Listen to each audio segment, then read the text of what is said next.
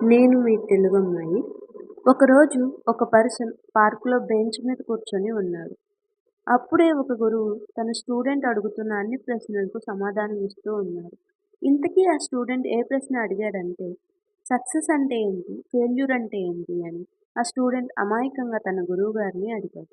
అప్పుడు ఆ గురువుగారు ఆ ప్రశ్నకు సమాధానంగా ఇలా బదులిచ్చాడు. ఒక్కసారి ఫెయిల్యూర్ వచ్చిందని మళ్ళీ ప్రయత్నించకుండా ఆపడాన్ని, మరియు ఫెయిల్యూర్ వస్తుందేమో అని అసలు ప్రయత్నమే మొదలుపెట్టకుండా ఉంటే అదే మన ఫెయిల్యూర్ అని.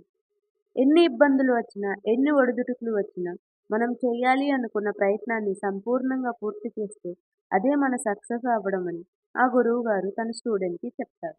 ఆ స్టూడెంట్ అర్థం కానట్టుగా ఫేస్ పెట్టడం గమనించిన ఆ గురువుగారు ఒక ఉదాహరణతో ఇలా చెప్తాడు. ఒక చిన్న ఫలమిచ్చే చెట్టుని చూడు. ఆ చిన్న మొక్కగా ఉన్నప్పటి నుంచి చాలా ఒడిదుడుకులను తట్టుకొని నిలబడుతుంది.